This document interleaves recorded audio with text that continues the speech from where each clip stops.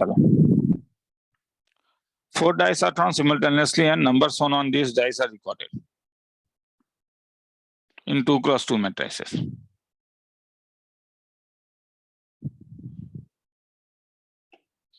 The probability that such form matrices have all different entities and are non-singular.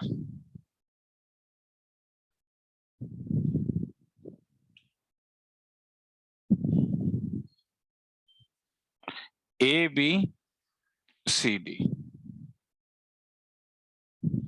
4 dice are thrown simultaneously and numbers shown on these 2 dice are recorded in 2x2 matrices. तो 4 dice तो ठीक है, तो A के possibilities कितने हो सकते हैं सैंपल स्पेस में? 6, B के कितने 6, C के कितने 6, D के कितने 6, तो पॉसिबिलिटीज सैंपल स्पेस में कितने हो जाएंगे? 6 इंटू 6 इंटू 6 इंटू 6। ये तो क्लियर है। अब फेवरेबल क्या है? A, B, C, D जिसमें कोई भी सेम ना हो और ऑल डिफरेंट एंटिटीज, तो ठीक है, तो एंटिटीज को डिफरेंट ही ले लेते हैं, ए बी सी डी, वो तो हम जानते हैं। एंड नॉन सिंगुलर मतलब determinant of F non zero हो, ये निकालना तो ज्यादा मुश्किल है रे, तो इसलिए मैं ये नहीं निकालूंगा। मैं क्या निकालूंगा? Determinant F zero, counter method लगाऊंगा। जीरो कब होता है ये देखता हूं। तो ऑल आर डिफरेंट एंटिटीज, तो ये दोनों को मिला के जो एलिमेंट्स होगा, मतलब अगर मैं डिफरेंट एंटिटीज ही बोलूं तो मुझे 4 अलग नंबर चाहिए होंगे, तो मैं 6C4 इंटू आपस में उन्हें डाल सकता हूं 4 फैक्टोरियल वे से। तो अगर डिटर्मिनेंट ऑफ एफ जीरो वाले अगर मेरे पास n केसेस आ गए, तो determinant of F not equal to zero, total cases जो डिस्टिंक्ट एंटिटीज वाले वो ये होंगे -n। तो डिटर्मिनेंट एफ जीरो कब होगा? जब AD minus BC is equal to क्या हो जाए? जीरो। काउंट कर, मतलब AD इज इक्वल टू क्या हो जाए? BC। तो ऐसे कौन कौन से नंबर्स हो सकते हैं जो रिपीट कर सकते हैं? जैसे अब देखो 1 इंटू 2 नहीं लोगे क्योंकि 1 इंटू 2 प्राइम नंबर है, तो वो बस 2 इंटू 1 में ही जाएगा। मगर अगर मैं 6 को जानता हूं, 6 दो तरीके से लिखा जा सकता है, 2 इंटू 3 और 1 इंटू 2, सॉरी 1 इंटू 6। तो इसलिए मेरे पास जो पॉसिबिलिटीज होगा वो 2 3 होगा, ये 1 2 हो सकता है, नहीं तो ये 3 2 हो जाए, ये 1 2 हो जाए, नहीं तो ये 2 3 हो जाए, ये 2 1 हो जाए, नहीं तो ये 3 2 हो जाए, ये 2 1 हो जाए। तो मतलब एक पर्टिकुलर को मैं 4 वेज से अरेंज कर सकता हूं। तो ऐसे क्या क्या नंबर हो सकते हैं जरा सोचो ना। जैसे 12 है, तो 12 को क्या लिख सकते हो?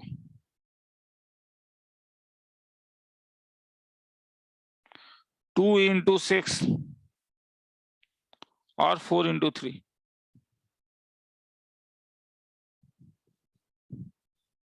आ रहा है समझ में ना? तो इस टाइप से काउंट करके, ठीक है, तो वो तुम लोग के लिए छोड़ रहा हूँ, ठीक है, तो काउंट करके देखो ना, मैं आंसर बता दे रहा हूँ, इसका आंसर 43/162 है। तो काउंट करके देखो ऐसे कब कब हो सकते हैं। एन निकालोगे तो ये काउंटर मेथड से देखो, ये तो सही है कि determinant F not equal to zero निकालना आसान नहीं है, तो determinant F is equal to zero निकाल के देख लो ना, ये कब कब होगा। किसी को देखना है तो देख लो, ट्राई करके देखो एक बार, नहीं आने से मुझे मैसेज करो।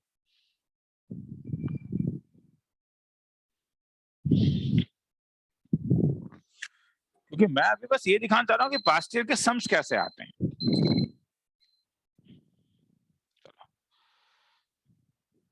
ये पढ़ के देखो। Let 9 distinct balls be distributed among 4 boxes.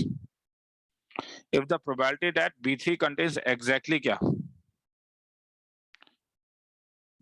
तो इसका मतलब है 9 बॉल्स को 4 बॉक्स में डालोगे तो क्या कितने तरीके से सैंपल स्पेस में क्या हो सकता है? 1 ball can go to 4 box, कितने तरीके से? 4 ways. Second ball can go to any of the 4 box, तो कितने तरीके से? 4 वेज से। तो ऐसे तो 9 बॉल्स हैं, इसलिए 4 टू द पावर 9 ये सैंपल स्पेस हो जाएगा। अब क्या कह रहा है? कह रहा है कि B3 जो है 1 2 3, B3 में तुम्हारे पास 3 बॉल हो गए, ठीक है, 1 2 3। तो रिमेनिंग कितने बॉल्स हो गए?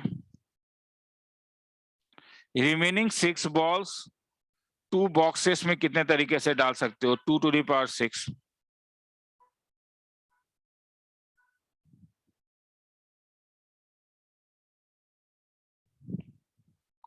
बट ये 3 बॉल तो दिया हुआ नहीं है, ये 3 बॉल तो तुम्हें चूज करना होगा ना।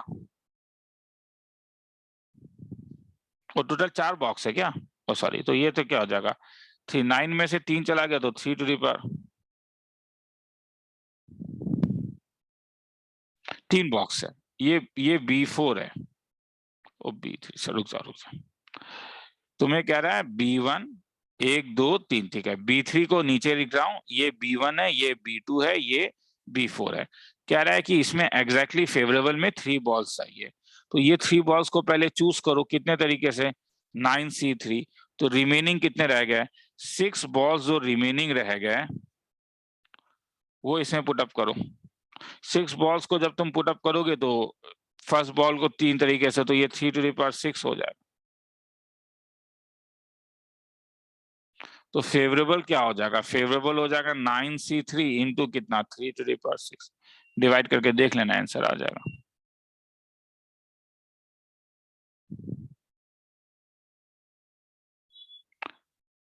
आंसर 28/9 आता है। और 28/9 जो होता है वो इस वाले इनइक्वालिटी को फॉलो करता है।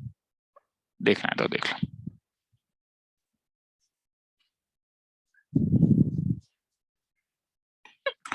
चलो नीचे चलते हैं।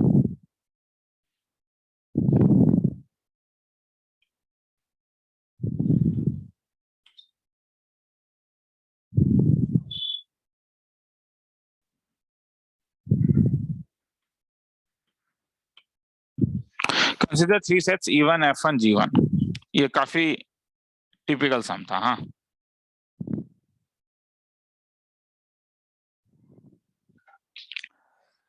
To elements are chosen at random without replacement. 10 second देके फायदा नहीं है, सब सम को समझने में 30 सेकंड्स लग सकता है। स्टॉप करके पढ़ के खुद देखो एक बार। Two elements are chosen at random without replacement from the set E1 and let S1 be the set of those chosen elements. Let E2 is equal to E1 minus S1 and F2 is equal to F1 minus union S1. Now two elements are chosen at random without replacement from the set F2 and let S2 denote the set of those chosen elements. Let G2 is equal to G1 union S2. Finally, two elements are chosen at random without replacement from the set G2 and S3 denotes the set of those chosen elements. Let E3 is equal to E2 union S3. Given E1 is equal to E3, मतलब ये given है कि E1 और E3 को same होना चाहिए। Conditional probability निकालना है कि S1 जो होगा वो 1,2 हो।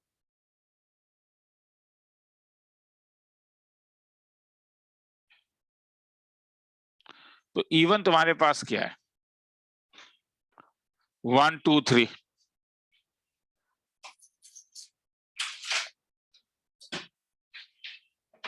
तो यहां से अगर मैं S1 निकाल लेता हूं 1,2, तो E2 क्या रह गया? E2 3 रह गया। और ये S1 किसके साथ ऐड हो रहा है? F2 के साथ, क्योंकि F2 जो है वो क्या है? F1 यूनियन S1 है। तो इसलिए F1 है गया, तो ये हो गया तुम्हारे पास F1 क्या था? 1 3 4। इसमें एक्स्ट्रा आ जाएगा 1 2 3 4। अब इसमें से तुमने S2 निकाला, सपोज A, B, और S2 किसके साथ मिला रहे हो? G1 के साथ मिला रहे हो। G1 क्या है? 2 3 5 7। तो G2 क्या हुआ? ये G1 यूनियन S2 हुआ। तो ये क्या मिला रहे हो? 2 3 4 5 के साथ A और B मिला दे रहे हो। यहां से क्या उठाया, निकाला? यहां से तुमने S3 निकाला। और क्या होना चाहिए? ये S3 किसके साथ यूनियन कर रहा है? E2 के साथ। E2 क्या है? 3। तो E2 का अब E2 जो हो जाएगा वो क्या हो जाएगा? वो तुम्हारे पास E2 जो हो जाएगा वो हो जाएगा तुम्हारे पास 3A और B। और E1 और E3 सेम है। तो इसका मतलब है कि 3AB और 1 2 3 सेम है, ये E3 है, मगर ये तो तभी होगा ना, तो इसका मतलब 1 और 2 होना पड़ेगा, मतलब S3 तो फिक्स हो गया कि ये 1 2 होना पड़ेगा। अब रिवर्स में जाओ, अगर ये 1 2 है तो तुमने G2 से अगर 1 निकाला, इसका मतलब A और B में एक को तो 1 होना ही पड़ेगा, तो A को 1 मान लेता हूं मैं, B क्या है वो तो मीनिंगलेस है क्योंकि 1 2 3 4 5 में से कुछ होगा। तो इसका मतलब अब मैं यहां से जाता हूं कि अब मैं दोबारा इसे बताता हूं कि इसका मतलब है मैंने ये देखा कि जब मैं S2 निकालूंगा तो S2 में एक 1 होना चाहिए और एक फिल इन द ब्लैंक्स होना चाहिए। 1 अगर होना ही चाहिए क्योंकि मुझे ऑलरेडी E2 से 1 निकल चुका है और E3 में मुझे 1 लेके आना है।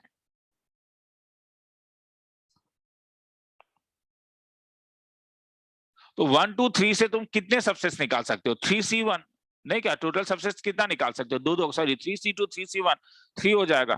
तो 1/3 1 2 होने का चांस 1/3 है ना, क्योंकि यहां से क्या क्या हो सकता है, तुम 1 2 भी ले सकते थे, तुम 1 3 भी ले सकते थे और तुम 2 3 भी ले सकते थे।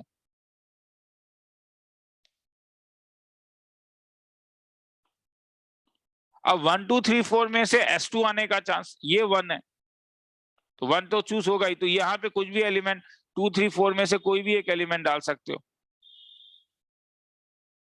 तो 3 तरीके से, मगर 2 सबसेट जो है तो तुम वो कितने तरीके से, 4C2 6, तो 3/6।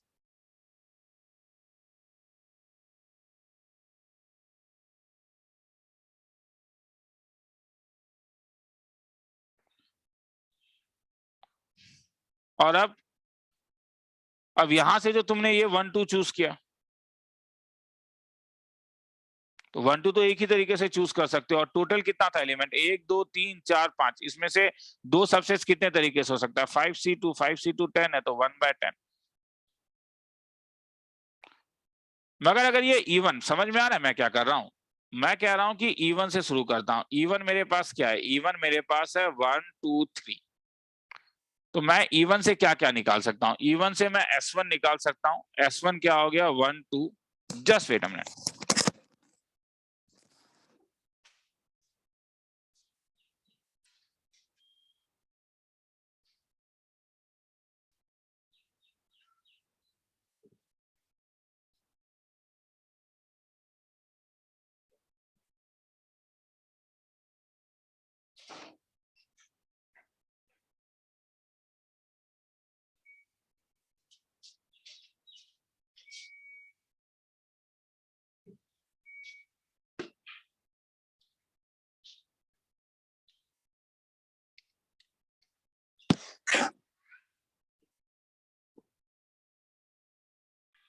चलो चलो, क्या क्या हो सकता है, S1 या तो 1 2 ले सकते हो, नहीं तो S1 क्या ले सकते हो, 1 3 ले सकते हो, नहीं तो S1 क्या ले सकते हो, 2 3 ले सकते हो। तो इसके ऊपर तुम्हारे पास अब केसेस बनेगा ना, क्योंकि F2 जो है वो F1 यूनियन S2 है, तो यहां से जब तुम तो F2 बनाओगे तो वो तो तुमने अभी ऊपर देखा ही कि 1 2 3 4 बन जा रहा है, क्योंकि F2 जो तुम्हारे पास है वो 1 3 4 है। अब 1 3 4 में जब 1 3 ऐड करोगे तो कुछ नया चीज तो ऐड होगा नहीं, तो इससे F1 क्या रहा, F2 क्या रहा, 1 3 4 ही रहा। और इससे F2 क्या रहा, 2 3 1 2 3 4।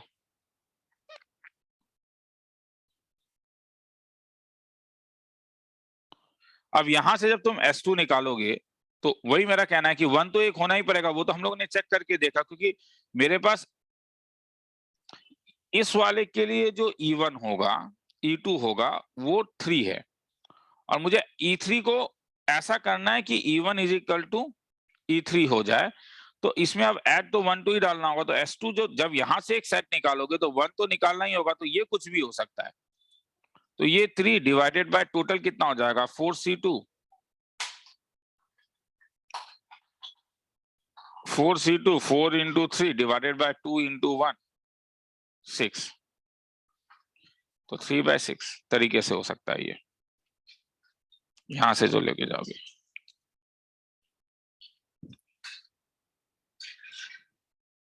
S1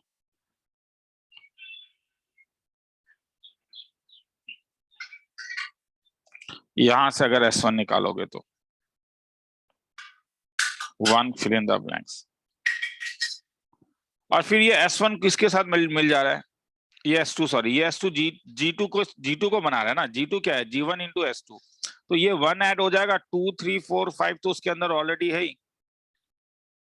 S3 में तुम्हारे पास कोई चॉइस नहीं है, S3 तुम्हारे पास 1 और 2 होना ही पड़ेगा, क्योंकि तब तुम्हारे पास E3 जो है वो E2 यूनियन इसके साथ जब तुम S3 का यूनियन करोगे तो 1 2 3 तुम्हें मिलेगा, क्योंकि ये क्वेश्चन कह रहा है कि E3 जो है वो क्या है, S3 यूनियन E2 है।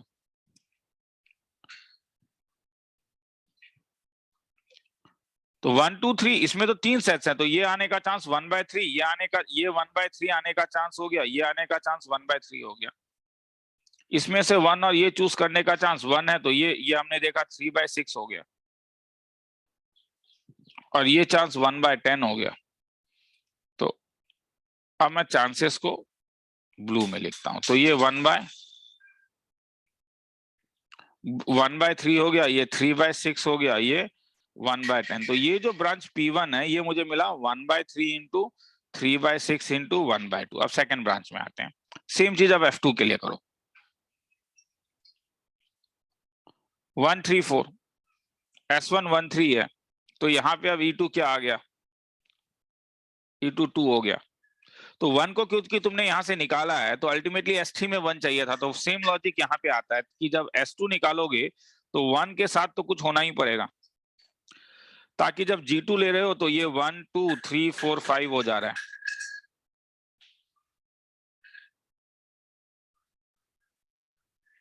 और यहां से जब तुम S3 निकालोगे वो भी फिक्स है कि तुम्हारा S3 यहां से क्या होने वाला है, S3 को 1 और 3 होना पड़ेगा, ताकि E3 तुम्हारे पास 1, E3 तुम्हारे पास 1,3 के साथ जब 2 लेके जाओगे तो ये 1 2 3 हो जाए। तो 1 3 4 में से ये आने का चांस 3 और 4 कुछ भी हो सकता है, 2 सेट 1 3 1 4 2/3 हो गया, और ये आने का चांस फिर से 1/10 हो गया, तो P2 का वैल्यू तुम्हें मिल गया।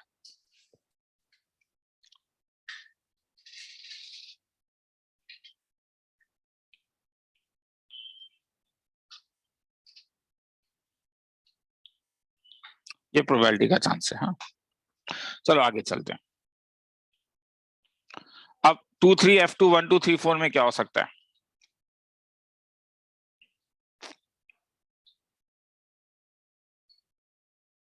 तो S1 तुमने क्या लिया 2 3, तो F2 1 2 3 4। तो यहां से जब मैं S2 उठाऊंगा तो यहां से S2 दो टाइप के उठा सकता हूं, कौन कौन सा, एक 1 के साथ कुछ वाला, 2 मिनट,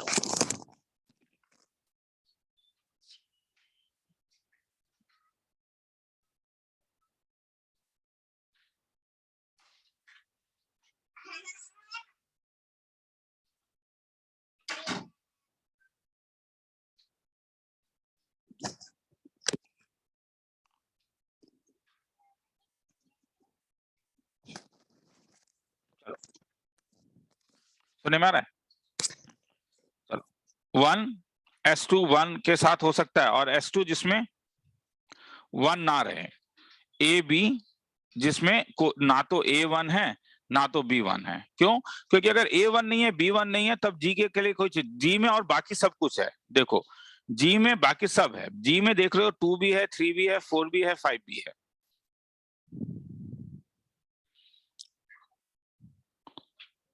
तो अगर तुम्हारे पास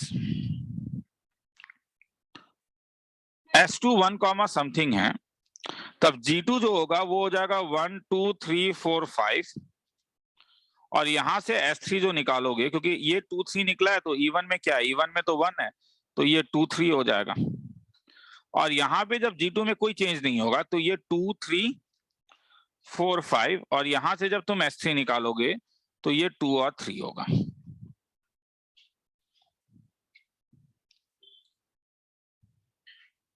तो 1 के साथ कोई और ये एक एलिमेंट, ये यहाँ पे देखते हैं, तो ये यहाँ पे क्या हो सकता है, यहाँ पे 2 3 4 कुछ भी हो सकता है, तो 3 डिवाइडेड बाय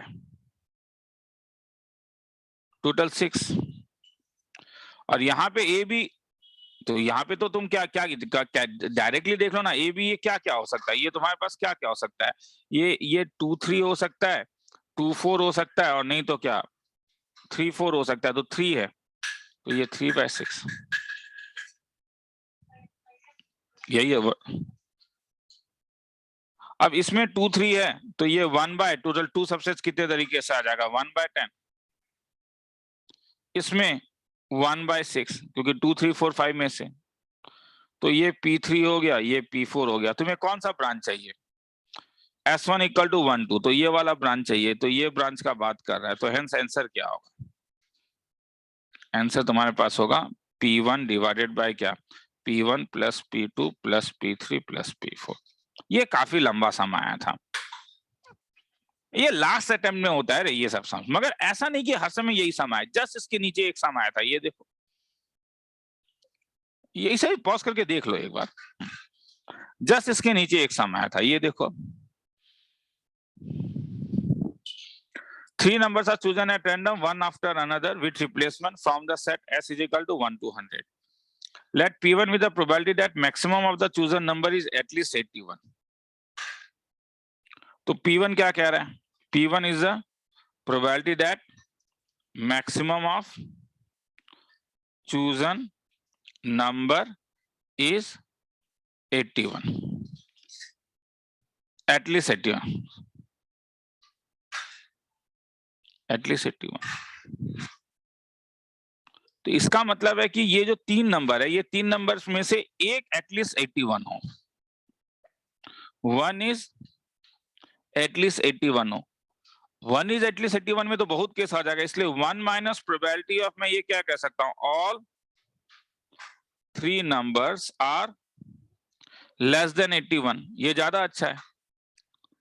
तो ये हो जाएगा 1 माइनस 80/100, पहला 1 से लेके 80 तक कोई भी नंबर ले लो, दूसरा भी 80/100, तीसरा भी 80/100। P2 क्या कह रहा है, probability that minimum of the chosen number is at most 40, फिर से वही हो गया, तो एटमोस्ट 40, तो क्या मतलब at least one number lies between 1 to 40, 1 minus problem all numbers between 41 to 100। अब ये खुद करके देखो तुम लोग के ऊपर, आंसर बता देता हूं, ये 76.25 आएगा और ये 24.50 आएगा।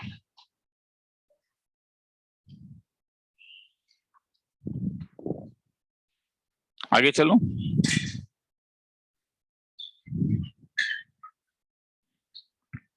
ये देखो क्या क्या दिया है, P ऑफ E दिया हुआ है क्या, P ऑफ F दिया हुआ है क्या, P ऑफ G दिया हुआ है, P of E intersection F intersection G दिया हुआ है। तो कभी कभी वेन डायग्राम बना लो, वो भी बेटर होता है। ये E है, ये F है, ये G है, P of F intersection G ये 1/10 दिया हुआ है। E intersection F G complement क्या होगा,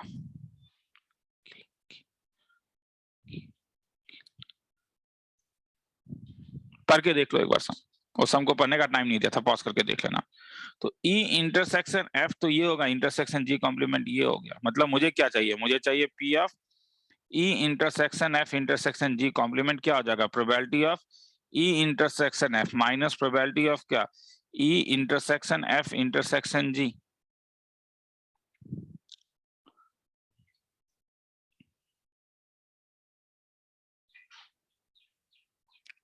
अब वो वही चीज तुम्हें देखना है, ठीक है, कि किससे आंसर आ रहा है।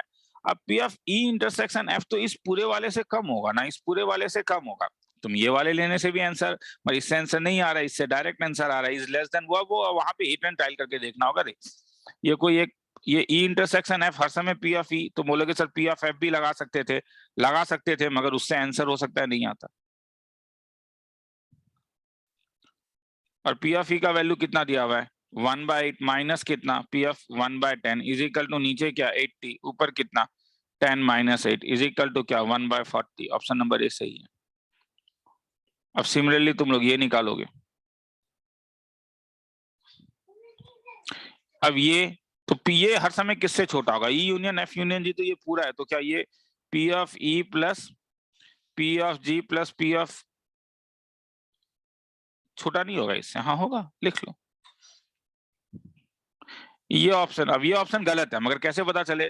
डी मॉर्गन्स लगाओ, क्योंकि तुम्हें ये तो तुमने इसका तो लिमिट निकाल लिया है ना, तब तो तुम इसका लिमिट निकाल सकते हो ना। क्योंकि तुम क्या लिख सकते हो, पी ऑफ क्या, E complement intersection F complement intersection G complement 1 minus P of, sorry,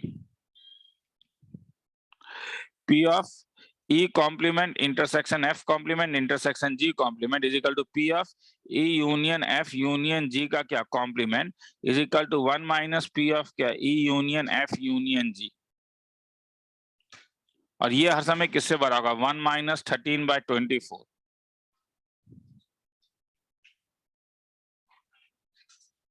जो 11/24 होगा। और 11/24 5/12 से बड़ा होता है, मगर यहाँ पे 5/12 से छोटा दिया हुआ है, देख लो एक बार।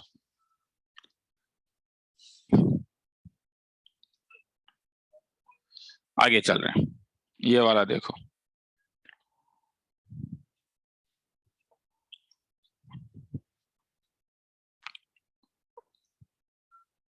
The number is chosen from 1 to एक नंबर चूज कर रहे हो।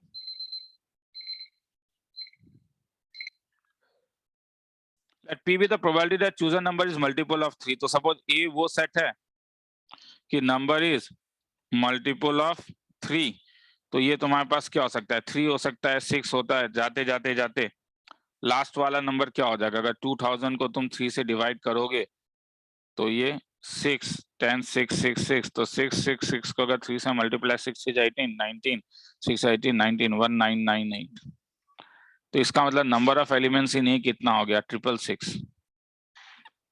बी क्या हो जाएगा, नंबर इज मल्टीपल ऑफ 7, तो ये 7 हो गया। ये सब जेई एडवांस के सम्स हैं।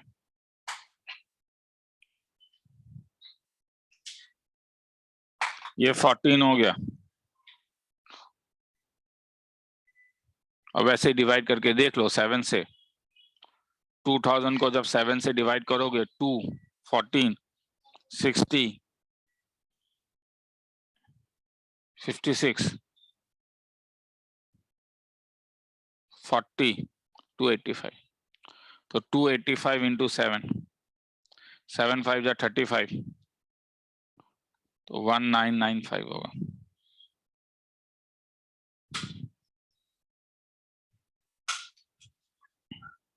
तो number of elements in B कितना हो जाएगा, 285। पर ए और बी है, तो number of elements in A union B क्या हो जाएगा, ये हो जाएगा number of elements in A plus number minus number of elements in क्या, ए इंटरसेक्शन बी। मगर ए इंटरसेक्शन बी किसका मल्टीपल होगा, मल्टीपल ऑफ 21। निकाल के देखो 21 42 डिवाइड करके, तो हेंस तो प्रोबेबिलिटी तो डिवाइड करके देख लो, आंसर आ जाएगा। ये 856 आता है, करके देख लेना, 95 आता है यहाँ पे।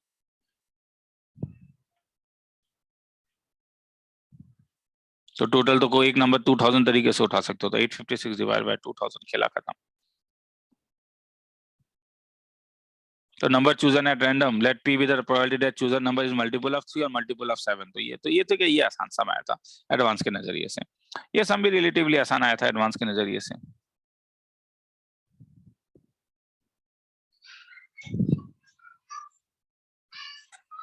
पढ़ के देखो क्या बोल रहा है, एक बार पढ़ के देखो क्या बोल रहा है।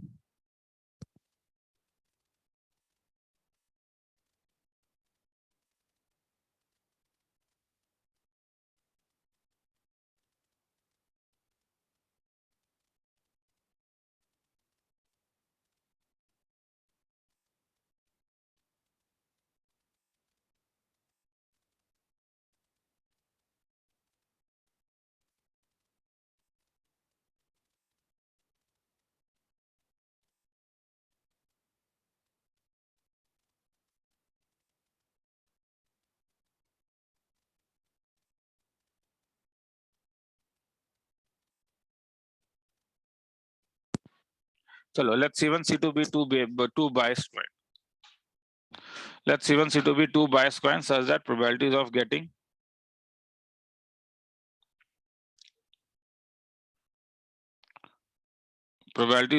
head in a single toss is 2 by 3 and 1 by 3। तो बाय स्क्वायर है, तो C1 में प्रोबेबिलिटी ऑफ गेटिंग हेड कितना है, 2 by 3, तो टेल का चांस कितना होगा, 1 by 3। C2 में प्रोबेबिलिटी ऑफ हेड कितना है, 1/3, तो टेल का चांस कितना होगा 2/3। Suppose alpha be the number of heads that appear when C1 is tossed twice.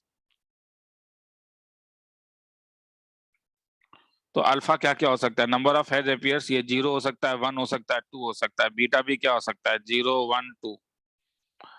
The probability that roots of the quadratic equation are real, तो quadratic equation का roots real कब होगा, तो रियल रूट्स के लिए discriminant greater than equal to 0 होना पड़ेगा, मतलब alpha square minus 4 beta greater than equal to 0, तो अल्फा स्क्वायर।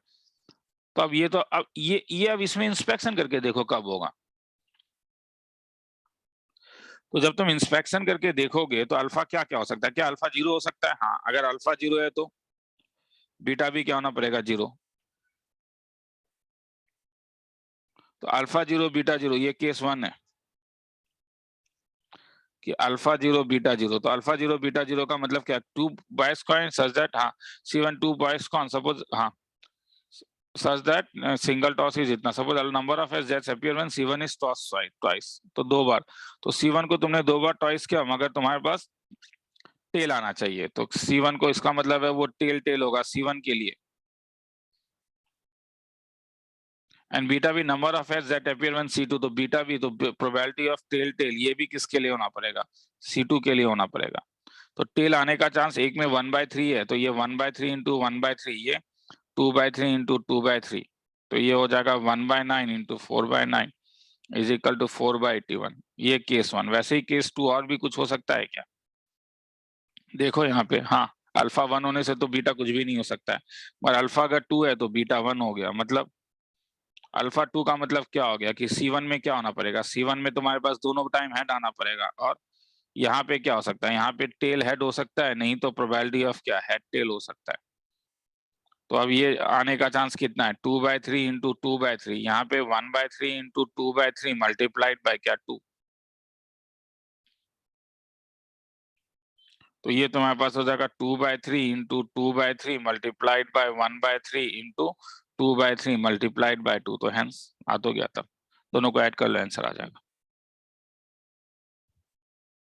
आया समझ में ना क्या बोल रहा है, चलो आगे चलते हैं। द प्रोबेबिलिटी दैट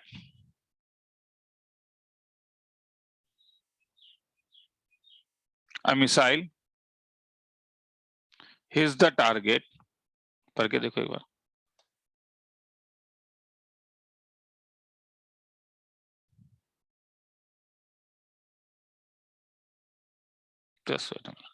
पढ़ के देखो एक बार। The probability that a missile hits the target successfully is 0.75. Probability of hitting कितना है 0.75. In order to destroy the target completely, at least 3 successful hits are required. Then minimum number of missiles that have to be fired so that probability of completely destroying the target is not less than, तो minimum कितना चाहिए, तो यहाँ पे दो चीज हो सकता है, अगर मैं इसे प्रोबेबिलिटी मानता हूं तो Q का वैल्यू क्या मानूं 0.25, ये मुझे ऐसे पसंद नहीं है, इसलिए ये 3/4 और ये 1/4, तो मुझे एटलीस्ट क्या चाहिए 3 सक्सेस, तो प्रोबेबिलिटी ऑफ डिस्ट्रॉय कितना is greater than equal to कितना होना पड़ेगा 0.95, तो प्रोबेबिलिटी ऑफ डिस्ट्रॉय का मतलब हो गया प्रोबेबिलिटी ऑफ क्या, ये तो बाइनरी प्रोबेबिलिटी के अंदर आएगा एटलीस्ट 3 सक्सेस, तो एटलीस्ट 3 सक्सेस तो बहुत ज्यादा हो जाएगा, तो 3 4 5, तो सपोज मैंने n टाइम्स ट्राई किया, तो 1 minus probability of x, suppose number of success है 0, probability of x equal to 1, probability of x is equal to 2, किससे बड़ा 0.95 से बड़ा, तो 1 minus probability of x equal to 0, nc 0 p to the power 0 q to the power n, nc 1 p to the power 1 q to the power n minus 1, nc2 p square q to the power n minus 2, किससे बड़ा 0.95। अब तुम सबका value डाल के तुम्हें inspection करना होगा, n का वैल्यू 6 आएगा, बहुत बड़ा केस नहीं है, तुम्हें इंस्पेक्शन करना होगा, इसमें और कोई तरीका नहीं है, मैं खुद शॉर्टकट नहीं दे सकता हूँ। 1 minus nc0 q to the power n, तो ये 1/4 to the power n, nc1 तो n into p to the power 1 3/4 into 1/4 to the power n minus 1, nc2 n into n minus 1/2 p square 9/16 into 1/4 to the power is greater than equal to 0. कितना 95। तो इसका मतलब 1/4 to the power n minus thrice n by 4, एक calculation देख लेना रे, plus ये हो जाएगा 9 times of n into n minus 1 divided by 2 into 16 का मतलब 4 स्क्वायर, तो 4 टू दी पावर n, माने ये इस साइड लेके आ गया, is less than equal to ये 95/100 हो जाएगा, तो ये 5/100।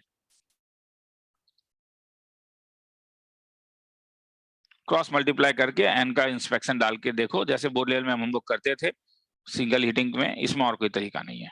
ठीक है, एक टाइम के बाद थोड़ा सा सजा सकते हो, 4 to the power n LCM ले लो, इधर उधर लेके चल जाओ, answer n is equal to 6 है। चलो आगे चलते हैं, लास्ट सम।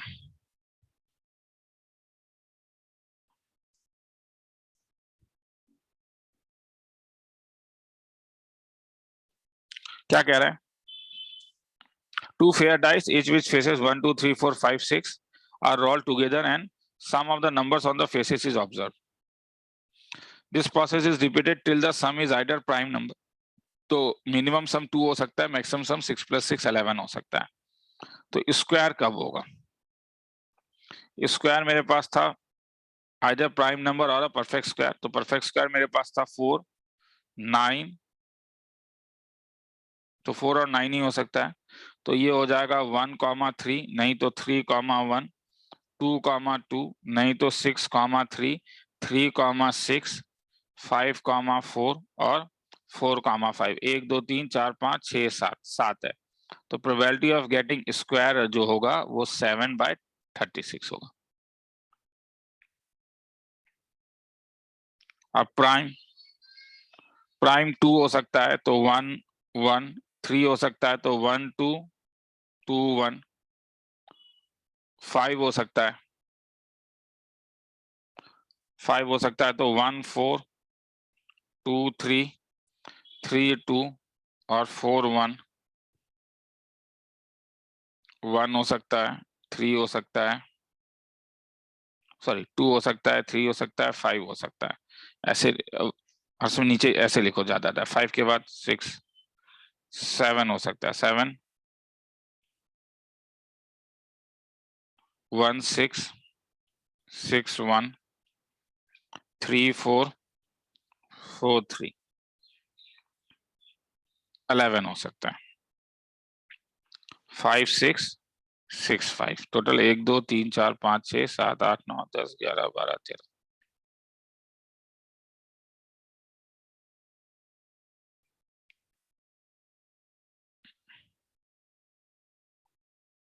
चलो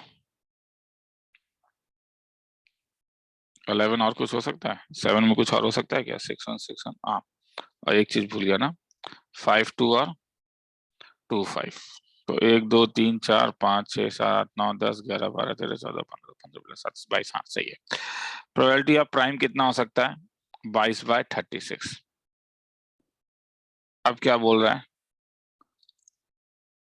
suppose that sum turns out to be a perfect square before it turns out to be prime. Sum turns out to be a perfect square, तो probability of, मुझे क्या चाहिए? Probability that perfect square is an odd number, तो probability of क्या चाहिए मुझे? Perfect square is odd number, conditional probability है, divided by कब? ये चाहिए ना, प्रोबेबिलिटी ऑफ क्या चाहिए मुझे? Suppose a is equal to even that perfect square is odd number, b is the event that perfect square before prime। तो probability of a/b चाहिए मुझे, मतलब probability of a intersection b divided by probability of b चाहिए। तो perfect square is odd number कब होगा? तो perfect square odd number में तुम्हारे पास केवल क्या क्या है? ये 4 है, तो पहली बार ही आ जाए 4/36। सेकेंड टाइम में प्राइम नहीं आएगा ना, क्योंकि परफेक्ट तुम्हारा तो परफेक्ट स्क्वायर बिफोर प्राइम ही होना पड़ेगा, ठीक है? तो परफेक्ट स्क्वायर में तो रुक ही जाओगे, तो मतलब ये इस 22 में से कुछ भी नंबर नहीं आ सकता है। तो मतलब तुम्हें हारना होगा, तो हारोगे कब? फेलियर कब होगा? तुम्हारा फेलियर 22/36 होने से तुम रुक जा रहे हो, तो फेलियर तुम्हारे पास होगा 14/36। तो इसका मतलब है कि ये कब होगा, कि इसका मतलब है कि तुम्हें पहले ऑड परफेक्ट ऑड मिला, नहीं तो तुम हार गए, फिर तुमने परफेक्ट ऑड लिया, नहीं तो तुम हार गए, फिर तुम हार गए, फिर तुमने ऑड नंबर लिया। ये divided by perfect square before prime, तो इसका मतलब है कि परफेक्ट स्क्वायर मिला, प्लस तुम हार गए और तुम्हें परफेक्ट स्क्वायर मिला, तुम हार गए और फिर तुम्हें परफेक्ट स्क्वायर मिला, ये होगा ना। तो ऑड आने का चांस कितना था? ये 4/36, प्लस हारने का चांस कितना है? 14/36 मल्टीप्लाइड बाय 4/36 प्लस 14/36 का whole square into 4/36 up to infinity. अब वो तो जीपी वाला सम जानते हो, एस वाला भी निकाल लोगे, निकाल के देख लेना, आंसर आ जाएगा। आंसर तुम्हारे पास आएगा 4/7। चलो।